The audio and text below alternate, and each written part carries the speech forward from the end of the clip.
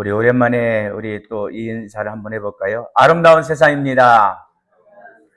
세상이 아름다운 것은 당신이 아름답기 때문입니다. 당신이 아름다운 것은 내가 아름답기 때문입니다. 이번 한 주간도 그러한 자존감을 가지고 살아가는 여러분들이 될 수 있기를 주님의 이름으로 축복합니다. 여러분, 오늘도 우리가 예배를 시작하면서 신앙 고백을 했죠? 이 신앙 고백은 사도들이 가르친 핵심적인 기독교 신앙을 요약한 것입니다. 이 사도신경이 주님께서 가르쳐 주신 주기도처럼 성경에 기록되어 있지 않죠. 하지만 사도들이 직접 기록한 것도 아니지만은 이 초대교회에서부터 전해 내려온 신앙의 내용을 집대성해서 우리가 예배 시간에 이것을 고백하고 있는 것입니다. 그래요, 여러분. 이 사도신경이라는 것은 성경의 가르침을 바탕으로 해서 보편적인 우리 기독교 신앙을 담고 있는 모든 교회들이 함께 이것을 예배 시간에 우리들이 고백하고 있어요. 그런데 침례교회에서는 이것을 하지 않습니다. 사도신경을 침례교회가 고백하지 않는다고 이단이냐? 침례교회가 이것을 사도신경을 고백하지 않는 이유가 있어요. 이것은 사도들의 고백이지 나의 고백이 아니라는 거예요. 그래서 침례교회는 이것을 고백하고 있지 않지만 우리 대부분의 모든 기독교인들이, 교회들이 이 사도신경을 우리의 신앙 고백으로 고백하고 있습니다. 이처럼 사도신경이 사도들이 가르친 신앙의 내용을 집대성한 것이라면 마태복음 16장 16절과 또 마가복음 8장 29절, 누가복음 9장 20절에 보면은 베드로의 신앙 고백이 있죠. 주는 그리스도시요 살아계신 하나님의 아들이로소이다. 이 베드로의 신앙 고백이 가장 대표적인 신앙 고백입니다. 그런 의미에서 오늘 저는 본문 말씀을 가지고 신앙 고백이라는 제목으로 함께 은혜를 나누고자 합니다. 첫째로 사도 바울의 고백이 있습니다. 사도 바울이 오늘 본문에서 죽음을 앞에 두고 자신의 삶을 전제의 삶을 살았다고 고백하고 있어요. 여러분, 지금 사도 바울이 자신의 삶을 전제의 삶을 살았다고 고백하고 있는데 전제의 삶이 무엇을 말하는 것입니까? 어떻게 사는 것을 전제의 삶이라고 이 사도 바울이 이야기하죠. 이 사도 바울이 말한 이 전제의 삶은 구약 제사에 보면 여러 가지 제사가 있죠. 번제, 화제, 속죄, 여러 가지 제사가 있는데 거기 보면 전제가 있어요. 이 구약 제사법에 보면 전제를 염두에 두고 사도 바울이 내가 전제의 삶을 살았다고 그렇게 고백한 것입니다. 그러면 전제가 어떤 제사냐는 거죠. 전제는 술이나 기름을 부어서 드리는 희생 제사를 말하는 것인데요. 이 전제는 단독으로 드리는 제사가 아니에요. 번제는 번제, 화목제는 화목제 이렇게 단독으로 드리는데 이 전제라는 것은 그렇게 나 혼자 단독으로 드려진 제사가 아닙니다. 번제라든지 화목제라든지 이러한 제사들과 함께 부가적으로 드리는 제사가 전제입니다. 예를 든다면 이런 거예요. 사무엘하 23장 15절 이하에 보면은 이스라엘이 블레셋과 싸움을 할 때 다윗이 이러한 혼잡 독백을 합니다. 베들레헴 성 곁에 있는 우물물을 누가 내게 먹게 할까? 이 적과 싸우면서 이 베들레헴을 빼앗기고 멀리에서 그 베들레헴을 생각하면서 그 물을 누가 나에게 먹게 할까 하는 그런 독백을 혼자 중얼거렸어요. 근데 이 말을 들은 세 명의 용사가 요셉, 바세밧과 엘르아살과 삼마가 이 블레셋 적지를 뚫고 가서 베들레헴 우물을 떠다 다윗에게 바칩니다. 이 물을 받은 이 다윗이 이 물을 마시지 않고 여호와께 부어 드리는 거예요. 쏟아붓습니다. 다윗에게 이 물은 단순한 베들레헴, 내가 먹고 싶어 했던 베들레헴 물이 아니었어요. 이 물은 병사들의 목숨을 건 희생을 상징하는 희생의 물이었기 때문에 이것을 하나님께 전제로 부어드렸습니다. 그래요, 여러분. 다윗에게 이 용사들이 베들레헴 적지를 뚫고 가서 떠왔던 이 물은 절대적인 헌신과 경애를 나타내는 전제였던 것입니다. 이처럼 사도 바울이 죽음을 앞두고 전제의 삶을 살았다고 고백을 합니다. 사도 바울이 이렇게 고백했던 것은요, 하나님께서 나를 이방인의 사도로 부르시고 나에게 주신 그 사명을 내가 끝까지 온전히 그 사명을 위해서 온전한 삶을 드렸다는 고백이었다는 거예요. 그래요, 여러분. 사도 바울은 주님께 부름받고 주님께서 주신 그 사명을 죽는 순간까지 그 사명을 위해서 달려갔다는 것입니다. 사도 바울이 이방인의 사도로 부름받은 이 사명에 대해서 기간을 두지 않고 감당했다는 것을 이야기하고 있어요. 그래요, 여러분. 사명은요, 기간도 없고 변명도 없는 거예요. 여러분, 세상 일은 그렇잖아요. 내가 좀 힘들고 어려우면은 직장 다니는 분들 어때요? 잠시 휴직을 하기도 하고, 그러다 더 힘들면은 퇴직하기도 합니다. 퇴사를 하기도 합니다. 하지만 하나님께 받은 사명은요, 내가 힘들고 어렵다고 내려놓는 것이 아니라는 거예요. 주님은 우리에게 말씀하십니다. 맡은 자에게 구할 것은 충성뿐이라. 하나님께서 주신 사명은 내 생명이 끝나는 그 순간까지 그 사명을 위해서 헌신하며 충성해야 된다는 거예요.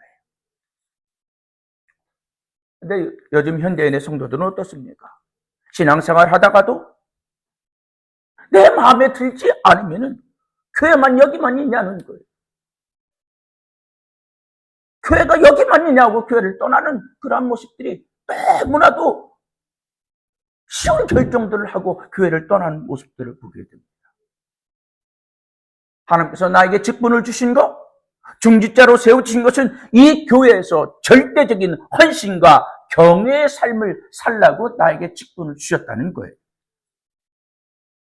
여러분, 힘들고 어려운 상황으로 인해서 사명을 내려놓는다 하면은 이 사도 바울만큼 변명거리가 많았던 사람이 또 어디 있겠습니까?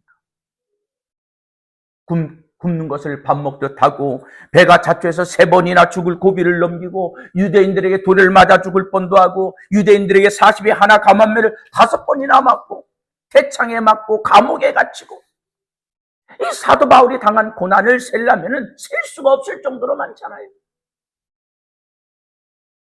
사도 바울이 이처럼 많은 고난을 당하면서도 포기하지 않고 전도자의 삶을 살아온 것을 자기가 전제의 삶을 살았다고 지금 고백을 하고 있는 겁니다.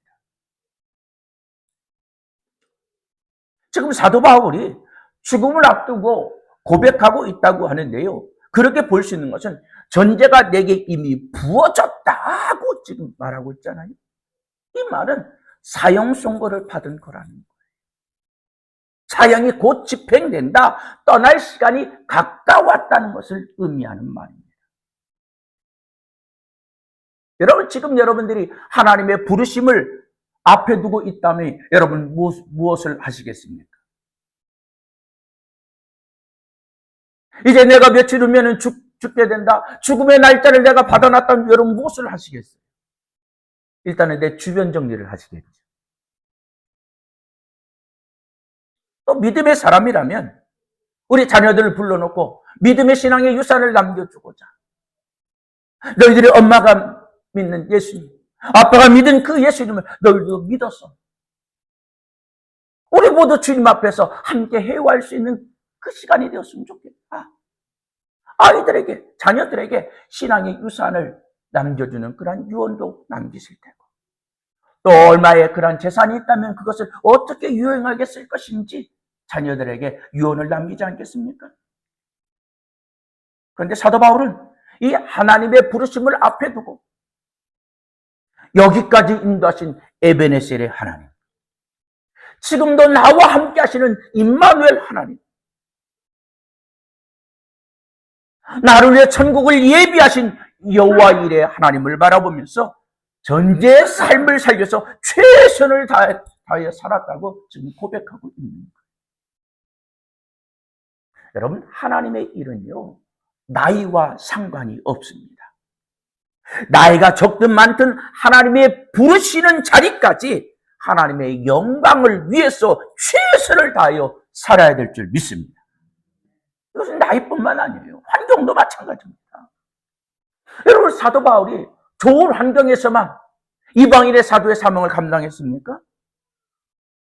그는 거리에서도, 회당에서도, 감옥에 갇혀서도, 심지어 죽음을 마지막 심판하는 그런 재판석에서도 그는 환경과 조건을 가리지 않고 나에게 주신 사명을, 이방인에게 복음을 전하는 그 사명을 위해서 최선을 다하여 달려갔다는 거예요.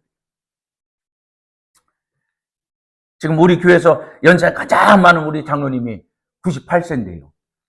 이 말씀을 드리면 이제 내가 100세가 다 됐는데 내가 뭐 할 수 있습니까? 아니에요. 나이가 먹어 활동을 하지 못하면 내가 있는 그 자리에서 기도하면 되고요. 기운이 없어서 입을 벌려 말할 수 없는 상황이라면 묵상하면서 하나님께 기도할 수 있다는 거예요. 하나님의 일은 우리의 나이와 환경이 걸림돌이 되지 않는다는 거예요. 사도 바울은 이것을 말로만 그렇게 한 것이 아니라 자신의 몸소 삶을 그렇게 살았습니다. 나는 선한 싸움을 싸우고 달려갈 길을 달려 믿음을 지키고 선한 싸움을 싸웠다. 여러분, 사도 바울이 말하고 있는 여기 이 선한 싸움을 무엇을 말하고 있는 것입니까? 사도 바울이 죄인 중 계셨던 나를 불러서 하나님의 자녀로 삼아주시고 이방인의 사도로 그를 부르신 이후에 그에게 나타났던 그런 모든 일들을 선한 싸움으로 이야기하는 거예요. 복음을 전하다가 매를 맞고 추위에 떨고 더위에 고생하고 배고픔을 당하고 수많은 고난을 겪고 수많은 죽을 고비를 겪었던 그런 일들을 선한 싸움이라고 사도 바울이 지금 고백하고 있습니다. 그런데 여러분, 사도 바울은 그 힘들고 어려운 그러한 상황에서도 결코 포기하지 않았다는 거예요. 지속적으로 전진했습니다. 감옥에 갇히면 갇힌 그곳에서도 하나님을 찬양하고 영광을 돌렸더니 감옥에 갇혀서 누가 그곳에서 복음을 전할 것이라고 생각을 했어요. 그런데 그곳에서 하나님을 찬양하고 하나님께 기도했더니 하나님께서 간수와 그의 가족들에게 복음을 전할 수 있는 길을 열어주시잖아요. 우리는 내가 어려움이 있으면 주저앉아버리고 내가 좀 힘들면 핑계를 대는 일도 있지만 적어도 사도 바울은 그렇게 하지 않았다는 거예요. 힘들고 어려운 상황에서도 전제의 삶을 살았던 것은 그 사도 바울이 이 힘들고 어려운 상황에서도 그가 전제의 삶을 살 수 있게 있었던 원동력은요, 다른 것이 아니에요. 나 같은 죄인 살리시 주 내 놀라워. 나 같은 죄인을 살리신 그 하나님의 은혜가 감사하니까 그 감사하는 마음으로 주님께서 나에게 주신 사명을 위해서 최선을 다하여 달려갔다는 거예요. 그래요, 여러분. 사도 바울이 이 전제의 삶을 살 수 있었던 동력은 믿음입니다. 죄인 중 계셨던 나를 구원하신 하나님의 은혜에 감사하는 그 믿음이 확고했어요. 여러분, 믿음이라는 것이요, 내가 믿음이 있다고 말한다고 그것이 믿음이 있는 건가요? 믿음이 있고 없고는요, 비바람이 몰아치고 창수가 나봐야 하는 거예요. 튼튼한 집인지 아닌지, 모래에 지은 집인지 반석에 지은 집인지 비바람이 몰아치고 창수가 나면은 그것이 모래에 지은 집인지 반석에 지은 집인지 판명이 나는 것입니다. 여러분, 그런 의미에서 지난 코로나19는 하나님께서 우리 성도들의 믿음을 시험하는 장이었습니다. 코로나19가 대구에서 시작되면서 정부는 곧 교회 발이라는 프레임을 씌워서 현장 예배를 드리지 못하도록 했습니다. 그래서 마치 그런 거예요.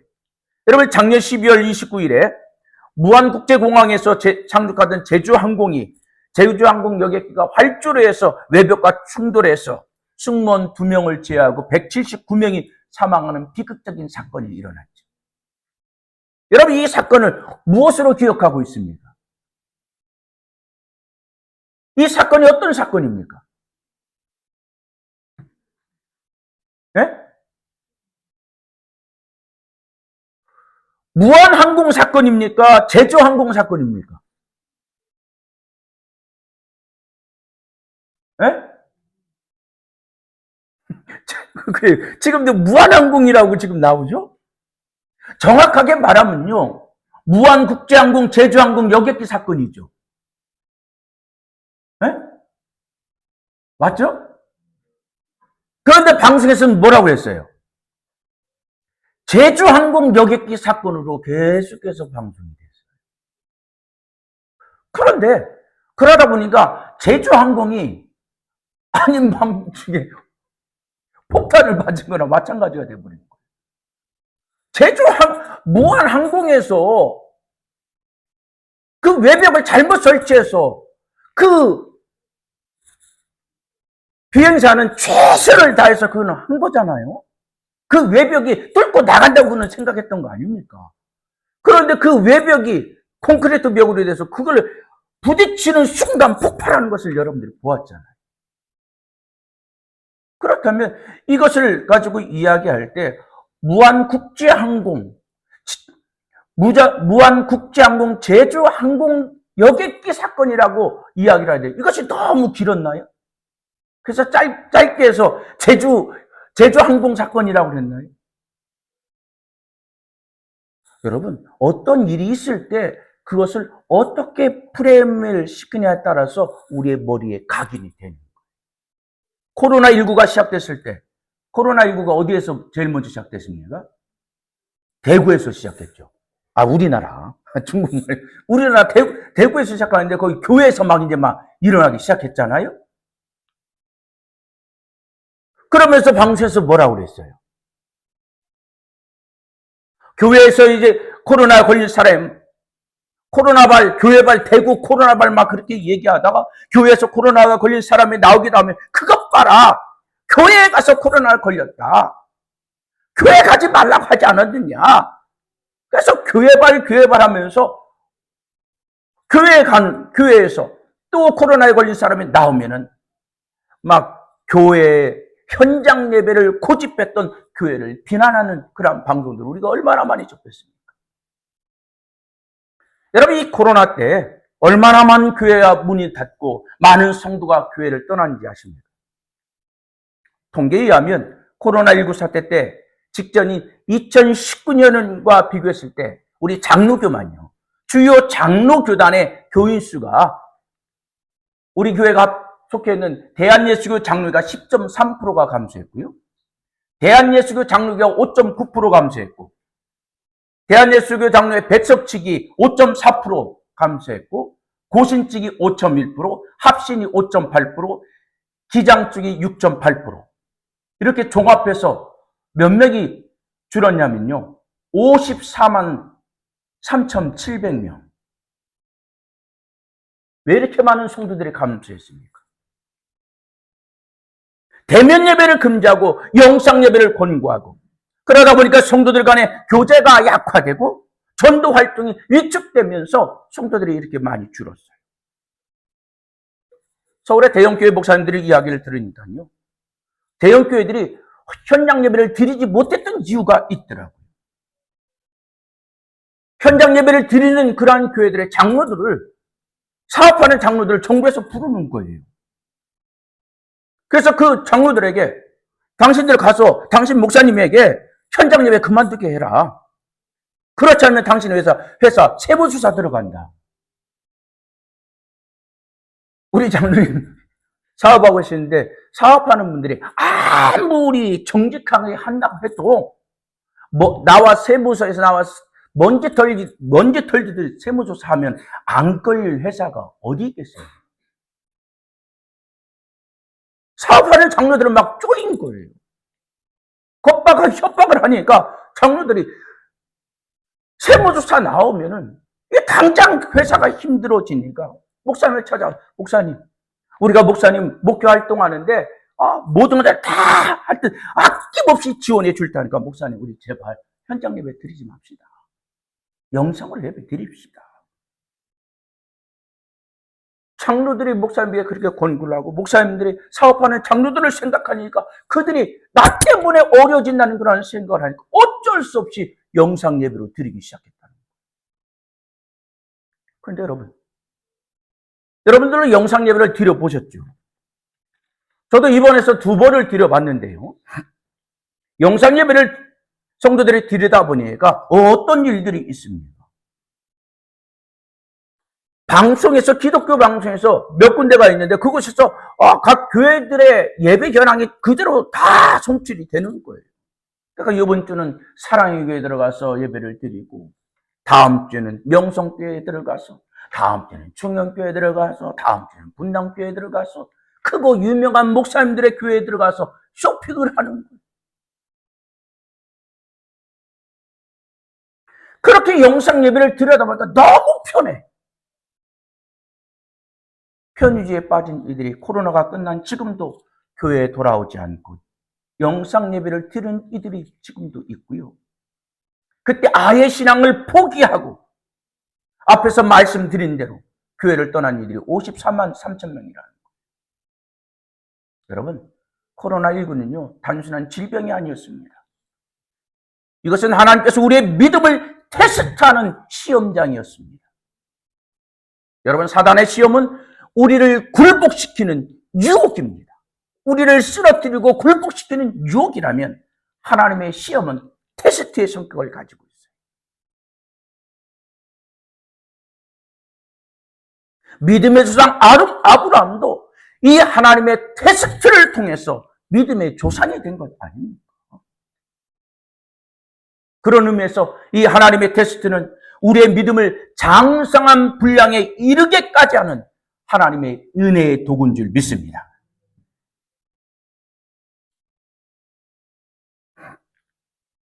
여러분, 믿음은 신앙의 연주와 성직과 무관합니다. 신앙의 연주가 짧아도 큰 믿음을 소유하고 있는 자가 있는 반면에 신앙의 연주는 오래되어서 교회에 중직이 되었음에도 불구하고 입으로만 믿는 자들이 있는 것을 보게 됩니다.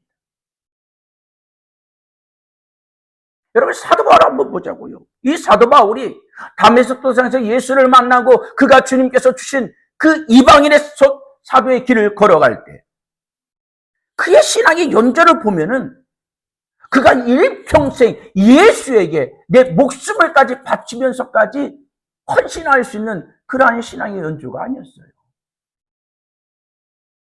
다메섹 도상에서 예수를 사도 바울이 만나고요. 아라비아 광야로 나갑니다. 그곳에서 3년 동안 머물면서 예수님께 직접 계시를 받고 복음을 깊이 깨닫는 시간을 가져요. 거기서 삼층까지 올라가면서 하나님을 그 천국의 세계를 그가 체험하게 되는 거죠. 그 후에 예루살렘으로 돌아와서 복음을 전파하기 시작하는 거예요. 여러분, 예수 믿기 시작한 지 3년이라면은 우리는 어떻게 생각합니까? 초신자로 여기죠. 그 정도 3년 정도 예수를 믿은 자라면 초신자와 같이 우리가 여긴단 말이에요. 여러분, 3년 예수를 믿은 초신자가 이렇게 자신의 일평생을 지금까지 내가 쌓았던 모든 것들을 배설물로 여기고 그 예수만을 위해서 일평생을 목숨을 바치면서까지 살 수 있는 그런 믿음이 있을까? 그런 분도 없지 않아 있겠죠. 여러분, 사도 바울은 이처럼 짧은 신앙의 연주에도 불구하고 일평생을 하나님께서 나에게 주신 사명을 위해서, 복음을 위해서 달려간 것을 전제의 삶이라고 그가 얘기했던 것입니다. 사도 바울이 이렇게 살 수 있었던 것은요, 다른 것 없어요. 누구보다도 확실한 처음의 신앙으로 무장했기 때문입니다. 여러분, 우리의 구원은 예수를 믿음으로 말미암아 구원 얻는 줄 믿습니다. 체험으로 우리가 구원 얻는 건 아니에요. 그러나 우리가 신앙생활하면서 체험이 무엇보다도 중요한 것은요, 체험은 우리의 신앙이 시험이 와도 우리가 흔들리지 않도록 굳건하게 우리의 믿음의 뿌리를 붙잡고 있다는 것. 그리고 여러분들이 많은 체험이 있기를 주님의 이름으로 축복합니다. 사도 바울의 이 믿음은 처음으로 그 예수를 나를 직접 찾아와주고 나를 만나주고 나에게 사명을 줬던 그 예수님을 만난 그 처음의 신앙은 어떤 환경도 극복할 수 있는 원동력이 되었다는 것입니다. 예수 믿기 이전에 상상도 할 수 없었던 그 힘들고 어려운 일들을 그가 겪으면서도 믿음의 주요 온전케 하신 예수 말을 바라봤어요. 이전에 자랑하던 모든 것들을 배설물로 여기면서 나는 이제 십자가만을 자랑하리라. 십자가 복음을 전하는 일을 위해서 전제물로 드리는 삶을 마다하지 않았습니다. 아니, 전제물로 드리는 삶의 자리를 아주 찾아다니면서 그가 그 삶을 살았다고 해도 과언이 아니잖아요. 여러분, 사도 바울이나 오늘 우리가 예수를 믿어 구원받은 우리나 다른 것이 무엇이십니까? 같은 사람이에요. 그런데 이 사도 바울을 바라보면은 우리보다 뭔가 다른 위대한 무언가 다른 것 같은 그런 마음이 드는 이유가 뭡니까? 어떻게 그렇게 살 수 있을까? 우리가 뭔가 다른 사람이 아닐까? 그 이유는 다른 것 없어요. 믿음의 차이입니다. 믿음의 차이. 죄인 중 괴수인 나를 찾아와 구원해 주신 그 예수를 만나고 이 천국을 체험한 그 믿음은 확고했어요. 감옥에 갇히고 죽음의 자리에서도 이 믿음은 흔들리지 않았습니다. 여러분에게 한번 물어봅니다. 여러분, 죽음이 두렵습니까? 죽음이 두렵다는 것은 천국에 대한 믿음이 확신이 없다는 거예요. 우리를 예수를 나의 구주로 영접하고 예수를 믿는 우리가 죽은 후에 가는 곳이 어디입니까? 천국이잖아요. 이 천국이 어떤 곳이에요? 우리가 불었던 그러자 저 하늘에는 눈물이 없네, 거기는 슬픔도 없네. 그래요. 그 천국은 눈물도 없고 슬픔도 없고 애통한 것도 없고 아픈 것도 없고 시기와 질투도 없고 오해도 없고, 그것은 예수님과 함께 영원한 행복을 누리는 곳인 줄 믿습니다. 그런 곳에 가는데 죽음이 두렵다? 그것은 천국에 대한 믿음이 확신이 없다는 거예요. 사랑하는 성도 여러분, 오늘 이 시간 우리 다시 한번 우리 신앙의 온 매무새를 바로잡고 믿음의 주요 온전케 하시는 예수만을 바라보며 나가는 믿음의 성도들이 될 수 있기를 주님의 이름으로 축복합니다. 그렇다면 오늘 나의 고백은 무엇이냐? 여러분, 지난날 여러분의 삶을 돌아보면은 광야의 이스라엘 백성들과 같이 힘들고 어려운 일도 있었어요. 그러나 그 모든 과정들을 다 이기고 하나님이 여기까지 우리를 인도해 준 줄 믿습니다. 때로는 힘들고 어려울 때마다 포기하고 싶은 마음이 목까지 차오를 때도 있었을 겁니다. 교회 안에서 예수의 이름으로 하나가 된 믿음의 형제들이 사랑이 있어야 되는데, 이 세상 사람들은 좀 오해가 있고 그러면은 한 번 만나서 술 한잔 먹고 그냥 얘기하면 툭툭 털고 되는데, 이 교회라는 것은요, 한 번 오해가 생기면 그 오해를 풀기가 너무 힘들고 어려운 것이 교회예요. 이 사랑하면서 이 사랑을 때로는 찾아보기 힘든 것이 교회이기도 합니다. 이런 오해 때문에 마음이 상하게 되면 교회를 옮기고 싶은 그런 마음도 있었을 겁니다. 그러나 여러분, 하나님께서 수많은 교회 가운데 나를 이 복용 우리 교회로 보내신 데는 하나님의 뜻이 있기 때문에 이곳으로 나를 보낸 줄 믿습니다. 아멘입니까? 여러분, 불평하기 시작하면요, 이전에 좋게 보던 것도요, 불평거리가 되더라고요. 전에 저희 교회에 나오던 집사님의 이야기입니다. 결혼하고 열흘을 지났는데 어느 날 잠을 자고 일어나 보니까 벽에 낯선 바지가 걸려 있더라는 거예요. 짧은 반바지가 걸려 있더래요. 아무리 생각해도 우리 집에는 저 반바지 입을 사람이 없는데 웬 반바지인가 하고 자세히 봤더니 그 반바지 주인공이 누군지 아십니까? 남편이에요, 남편. 이게 무슨 말이냐면 사랑의 콩깍지가 꼈을 때는 자기 남편이 그렇게 키가 작은 줄 몰랐대. 그런데 사랑의 시가 온다를 보니까 이 남편의 바지가 반바지로 보일 정도로 그렇게 키가 작더라는 거예요. 무슨 말입니까? 어떻게 보느냐? 사랑으로 보느냐? 아니냐? 그것이 나의 삶의 질이 달라지더라는 거죠. 여러분, 어떻게 살기를 원하십니까? 여전히 까칠하게 평가하며 살고 싶으십니까? 아니면 하나님의, 우리 주님의 인도함을 받으며 살고 싶습니까? 여러분의 신앙 고백은 무엇입니까? 욥은 모든 것을 잃은 상황 속에서도 주신 이도 주님이시요 쓰실 이도 주님이시라고 고백을 했고, 사도 바울은 자신의 삶을 하나님의 전제물로 드린다고 고백을 했어요. 그렇다면 오늘 여러분들은 예수를 나의 구주로 믿고 따르면서 여러분은 어떤 고백을 하기를 원하십니까?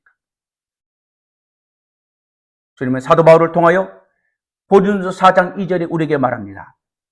한번 따르시다. 그리고 맡은 자에게는